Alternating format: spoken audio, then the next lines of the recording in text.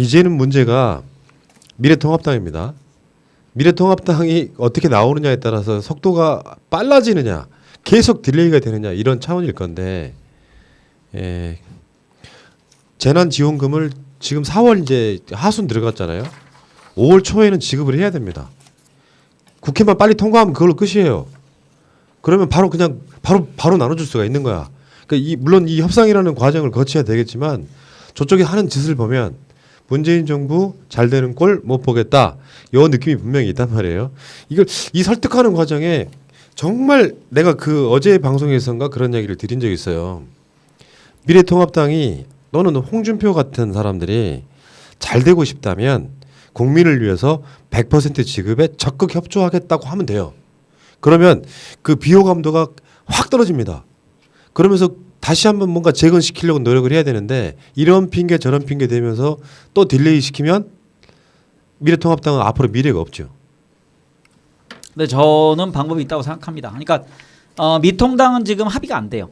왜냐하면 지금 지도부가 완전히 공백 상태고 김종인이 들어온다 하더라도 그 안에 내용은 아주 클 겁니다. 그리고 저는 미통당은 장기적으로 분당된다고 생각합니다. 그러니까 그 김종인의 지도 체제에 반발하는, 예를 들면 홍준표 같은 사람은 절대 김종인 체제 안에 들어가지 않을 거예요. 외부에서. 그래서 저는 미래한국당의 존재에 대해서 관심을 갖습니다. 미래한국당은 미통당이 원하는 것처럼 합당하지 않을 겁니다. 왜냐하면 거기에 원유철이 지금 대표인데 지난번에 한성교가 그랬던 것처럼 한성교는 2주 3주를 참았어야 돼요. 만약 2주 3주를 참았으면 지금의 미통당이 자기 겁니다. 당대표가 되는 거예요. 거의 19석을 가지고 있는 당대표. 굉장한 예우를 받고 무소속 2명, 1명만 추가하면 원내교섭단체의 대표가 되는 겁니다. 그리고 그 국회의원들은 나갈 수 없어요. 본인 옥새가 없을 때는. 근데 발톱을 너무 빨리 드러낸 거고, 원유철은 지금 원래 황교안이 파견한 총독 신세였는데 황교안이 사라졌어요. 자기를 컨트롤하는, 그러니까 꼭두각시였었는데 뒤에 조종한 사람이 없어진 겁니다. 그럼 원유철 거예요. 그 당은 아무도 통제할 수 없어요. 네? 참. 그래서 미통당은 지금 통제 불가능입니다. 그래서 합의안을 못 낼 거예요. 그러면은 민주당과 정부에서 할 수 있는 방법은 긴급 재정 명령권을 발동하는 겁니다. 예. 그래서 일단 여야 합의 없이 그러니까 대통령이 지급해, 지급하는 겁니다. 예. 지급하고 경제정책 몇 가지를 정부가 하고 싶은 대로 하고 사후에 국회의 승인을 받으면 됩니다. 어떻습니까? 좋은 안시입니다. 좋아요. 경제부총리 하십시오. 이번에 제가 좀 시간이 없어서요. 저는 사적 욕망이 너무 많아서 안 됩니다. 나도 그 김동연 부총리 물러나고 난 뒤에 제안이 왔었는데 내가 단칼에 거절했지. 그런 거 할 시간 없다고. 새날 방송해야 된다고. 재밌지? 이만 마치겠습니다. 자, 여러분 지금 그 싱크가 안 맞다고 하시는 분들이 있는데요. 알고 있어요. 근데 이건 우리 쪽 문제가 아니고 유튜브의 문제예요. 유튜브가 송출을 우리가 정상적으로 해도 가끔씩 유튜브가 이런 에러가 납니다. 이해해 주시고요. 계속 싱크들 이야기 하셔가지고 자발적 기부에 대해서 계속 가고 있더라고요. 자발적 기부, 세액 공제 그러면서 듣도 보도 못한. 내가 그런 얘기 하나 해드릴게요. 내가 갖고 있는 가치관 중에 하나가 법은 세상 모든 사회 현상을 가장 늦게 따라가는. 근데 세상에 안 되는 일은 없어요. 법으로 만들면 됩니다. 다만 그 법이 헌법을 넘어서면 안 되죠. 그러니까 그 헌법에 넘어섰다고 느끼면 위헌 소송을 제기하죠, 사람들이. 그러니까 이게 법적으로 미비한 건 코로나 사태 같은 게 역대로 없었기 때문이기도 하고, 그러니까 개헌이 필요한 겁니다. 무슨 말이냐면은 87체제에서 만든 그 헌법으로 지금 시대를 바라보려고 하니까 너무 미비한 게 많은 거야. 21대 국회에는 개헌이 필요하다는 이유가 이런 거거든요. 시대가 바뀌었단 말이에요. 이제 국가가 그 당시에는 민주화가 중심이었어요. 우리가 대통령을 직접 뽑는다는 게 중심이었다면 지금은 국가가 어려운 국민들을 보호한다, 돌본다. 이 개념이 훨씬 더 강화되는 거죠. 그 강화되는 여러 가지 개념 중에 하나가 복지. 민주당에서 주로 말하는 건 포용국가 이런 방식이란 말이에요. 그러니까 어찌됐건 간에 법이 미비하면 법은 만들면 되는 거예요. 위헌만 아니면 특별법 만들어서 환수하고 이런 것도 가능하단 말이에요. 그건 나중에 해도 되잖아. 사람이 다 죽어가는데 일단 그 호흡 그걸 뭐라고 하죠? 인공호흡부터 먼저 하고 그렇게 하는 거지. 인공호흡 응급처치도 안 하고 병원에 데려가는 사람이 죽어요. 제가 그 누구죠? 척키. 김재원. 김재원이 하는 얘기를 들으면 어떤 생각을 했냐면 환자는 지금 당장 죽어가는데 그 서류를 보고서 야 얘가 저거 쓴 서류에 왜 뒤에 한문으로 자기 이름 써야 되는데 그거 안 썼어. 우리말만 있어.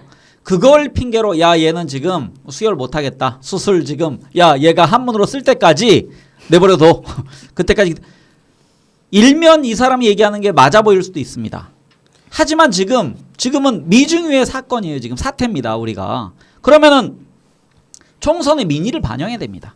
총선에서 원하는 게 국민들이 대통령의 경제 정책에 대한 지지입니다. 그럼 거기에 맞춰서 그리고 이 사람은 지금 20대 국회의원이고 실질적으로 지금 원을 이끌어 나갈 사람들이 21대 국회의원들인데 법률적으로 5월 말까지 자기가 의원 임기가 있다 하지만 21대 의사를 물어야 될 거 아닙니까?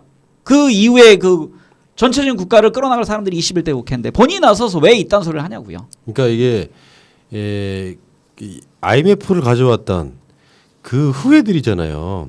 IMF는 대한민국에 있어서 어마어마한 사태였어요. 전쟁이 났거나 지진이 났거나 그런 게 아님에도 불구하고 대한민국 사회는 아직까지도 IMF 이전과 이후로 나눠 있는 거예요. 신자유주의네 뭐네 비정규직이네 뭐네 이게 다 IMF 이후에 만들어진 새로운 패러다임이란 말이죠.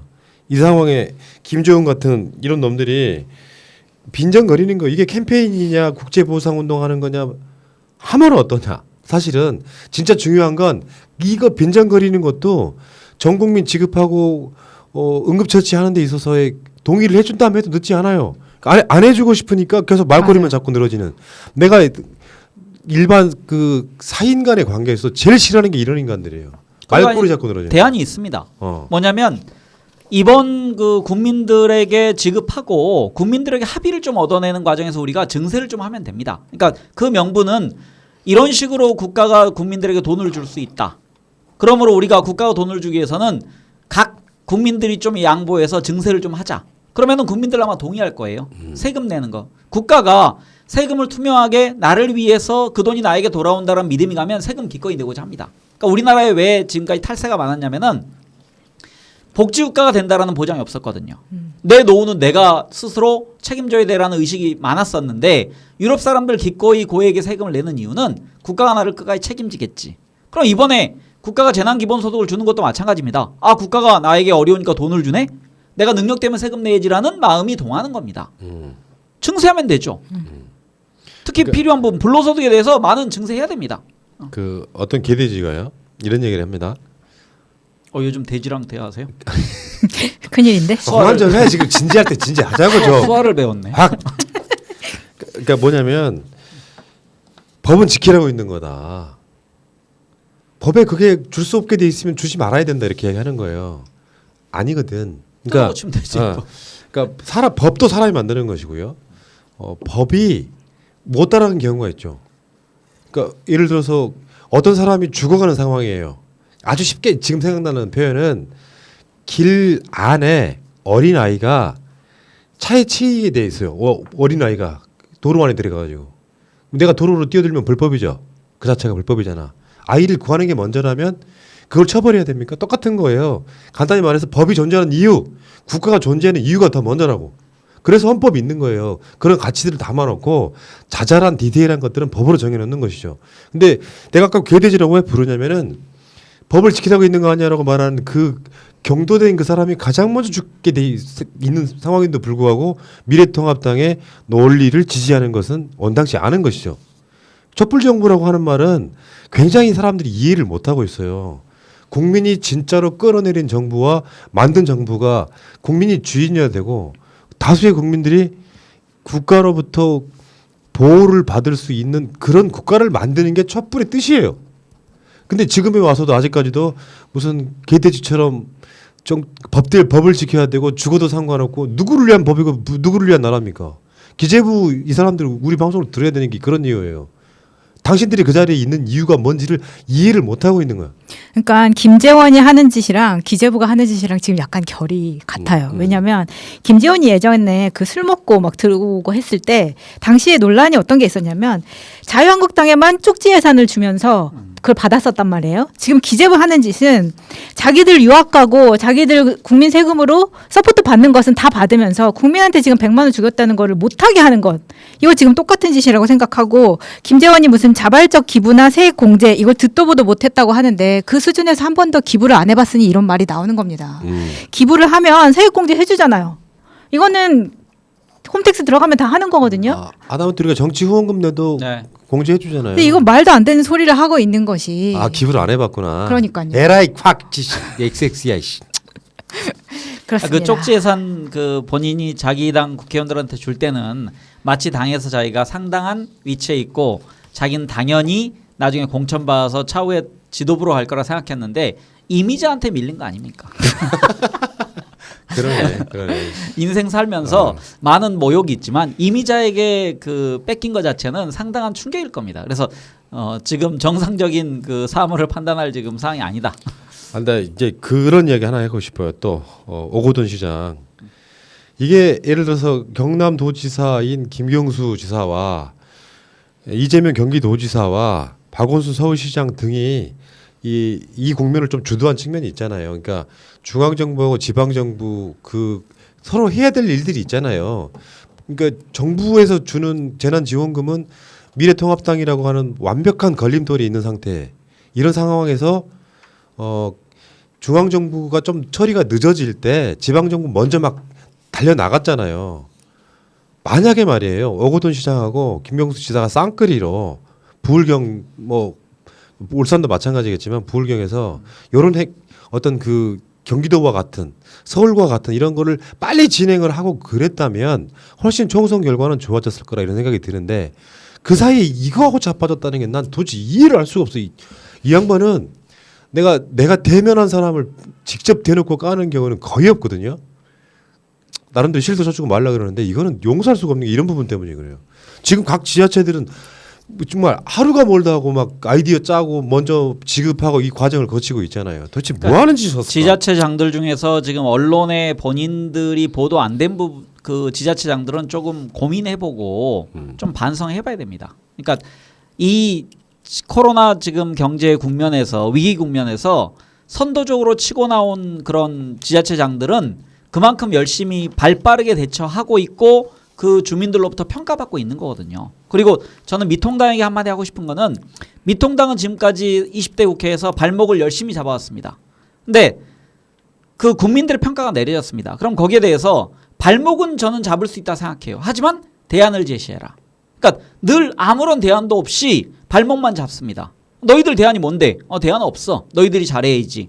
무슨 야당입니까 이게. 그래서 지금 김지원이 그 정부 안을 여당 안을 비난하는 것도 마찬가지입니다. 대안을 모르면 대안 없어요. 그러면서 자꾸 하나하나에 대해서 문구 하나하나에 대해서 지금 문제 삼고 있거든요. 그러면은 민주당 안을 냅시다. 그리고 미통당 안을 냅시다. 그래서 국민들의 평가를 받읍시다. 안 되면 간단한 뭐 양쪽이 둘 다 동의하는 여론조사라도 합시다. 그래서 그 법안을 통과시키고 국민들에게 빨리 긴급 자금을 수혈해 줄 생각을 해야지 사소한 걸로 발목 잡아서 이렇게 국가의 일을 지체시키는 것 심판받아야 됩니다. 제가 진짜 무서운 건 뭐냐면 이 코로나가 사실 지금 우리나라에서 거의 끝났다고 하지만 세계적으로 봤을 때는 올 겨울에 다시 돌아올 수 있다. 그런 예상을 하고 있는데 사실 코로나가 우리가 대처할 수 있는 게 마스크 같은 경우에는 일단 가볍고 구하기가 생각보다 어렵지 않았어요. 우리나라 같은 경우에. 그런데 이게 만약에 코로나가 아니라 다른 질병이라고 쳤을 때 다시 한번 이런 식의 재난이 바이러스가 돌았을 때 이 사람들이 지금 이렇게 하도록 내버려 두게 하면 이 다음에 더 큰 일이 벌어질 거라는 거예요. 예를 들면 마스크가 아니라 물이라고 생각해 보면요. 어떠한 특정한 물을 우리가 뭐 마셔야만 물에다 뭘 타서라든지 해서 물이 필요한 상황이에 물은 큰 통으로 사람이 들 수 있는 한계가 있단 말이에요. 마스크랑은 달라요. 그렇게 됐을 때 사람에게 꼭 필요한 물, 그런데 이 물이 몇몇 대기업에 의해서 지금처럼 관리가 되고 있는데 팔리고 있는데 이거를 정부가 컨트롤할 수 없는 상황이 됐을 때 야당은 또 이런 식으로 발목을 잡았을 때 이런 상황을 생각하면 진짜 아찔하거든요. 차라리 지금처럼 코로나가 가벼운 마스크로 우리가 대처를 할 수 있게 됐던 게 연습 게임 삼아서 그럼에도 불구하고 피해를 많이 받았지만 이번에 확실하게 잡지 않으면 다음번에 더 큰 문제가 생긴다. 예. 그리고 추가적으로 그 얘기 한마디만 드리겠습니다. 그러니까 우리나라에서 산업시설이 해외로 많이 이전했습니다. 그 과정에서 우리는 야 이게 결국 우리는 지식 중심의 산업만 남고 생산 기지는 해외로 이전시킨다라는 그런 패러다임을 가졌었는데 그게 틀렸다라는 게 요즘 밝혀지고 있거든요. 그러니까 자국 내 생산하는 물건의 소중함이 있는 겁니다. 그러니까 전략 물자화 됐을 때. 그래서 이런 전략 물자를 남북이 평화 기조를 만들어서 개성공단 제2, 제3 개성공단을 만들어서 우리 영토 내에서 생산하는 그래서 그 물류 비용도 좀 덜 드는 가까운 곳에서 공수받을 수 있는 그런 체제가 돼야 되는데 만약에 마스크 공장이 해외로 다 이전했었다. 그럼 우리나라는 큰일 났었을 겁니다. 지금. 자 지금 지자체별로도요. 그 홍보가 잘 안 되면 잘 모르시더라고. 지자체별로도 준비해서 지금 지급하고 있는 거 굉장히 많아요. 그러니까 사실 어떻게 보면 그 중앙정부 대통령 잘 뽑았고 그리고 지자체장도 잘하고 있습니다. 사실상 알고 보면 진짜 오거돈 시장은 오게티가 돼버렸는데 그래서 지금 어떻게 보면 이게 손발이 착착 맞는 거죠. 지자체 차원에서 뭔가 지급하는 거 절차가 복잡하지 않잖아요. 그 의회만 통과하면 대부분 끝나는 상황들이고 지금 중앙에 거대 악이 지금 또아리 하나 들고 있으면서 빈정거리면서 이 사람들이 코로나의 영향을 받을 사람들이 아니잖아. 되게 잘 사는 사람들이고 잘 살고 못 살고를 떠나가지고 코로나와는 아무 상관없고 이 상황이 제대로 마무리가 되면 자신들한테 이득이 될 게 없다고 생각하니까 저러고 있는 건데 정치 잘못하는 거예요. 실제로 야당의 협조가 있어서 상황이 벌어지면 국민들은 야당에게도 점수를 주고 마음이 빚이 생기는 거거든요. 얘네들은 정치 앞으로 헛배웠다 저는 이런 생각이 드는 거고 그 이야기는 여기까지 하겠습니다.